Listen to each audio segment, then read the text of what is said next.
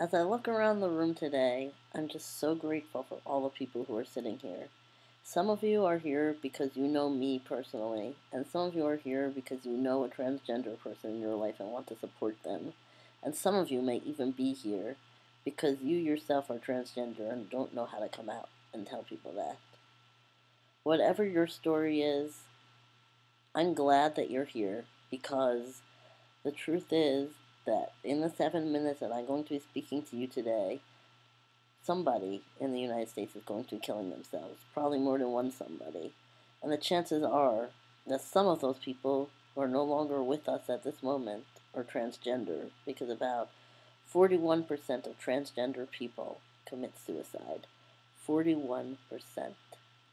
Almost half. Madam Toastmaster, fellow Toastmasters, and honored guests, I'm here today not only to celebrate the fact that we are all alive, but to encourage those of us who may be struggling to keep going and to refuse to be a statistic. I'd like to tell you first a little bit about me, because I know that it's very easy to stand outside of a situation and tell people, hey, you want to keep living. And a lot of times people are like, what do you know about it? Well, this is what I know about it. My name is Jack Orree, and I am transgender. That means that I am a man who was born with a female body.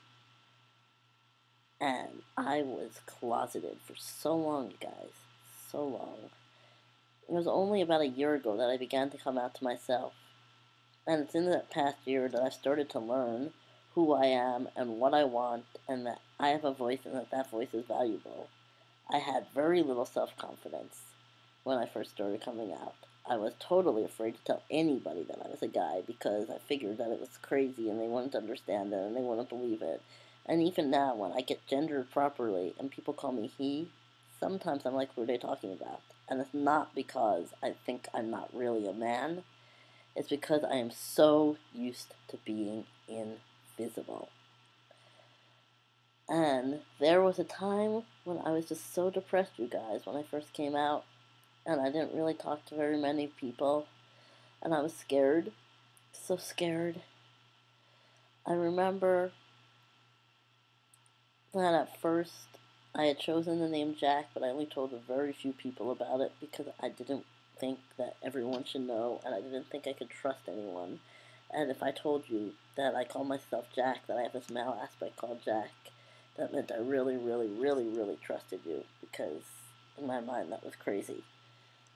And in addition to that, I had so much pain from a whole childhood of being treated like a woman, and a whole beginning of an adulthood of being treated like a woman, that it got to the point where I just wished I was dead. Or, more specifically, I didn't totally wish I was dead, but I wished that I could somehow surgically excise my Jack part, get rid of that part of me, and just be the woman everyone expected me to be, and I couldn't do that. Well, it's been a year, and I've worked really hard in coaching and in therapy, and look at me now. I'm starting my own business, speaking to people like you about why it's important to keep going, and why our stories are important, and why we should never, ever give up. And I have plenty of friends. I'm actively looking for a dating partner. Almost everyone in my life accepts and calls me Jack. My family is starting to come around. That's a long story that I'll tell you some other time, but after almost a year of being out, I'm starting to develop a relationship with my father, my mother, my brother, my sister, as me. As me. I am Jack, and I am powerful. Now, some of you might be thinking, okay, that sounds good for you, but how do I get that into my life? Well, I'm going to tell you. I'm a little bit biased when it comes to this because I am a writer, but I think writing is one of the things that can save all of our lives. It saved my life. When I felt bad, I would write about it. When I felt particularly good, I'd write about that too.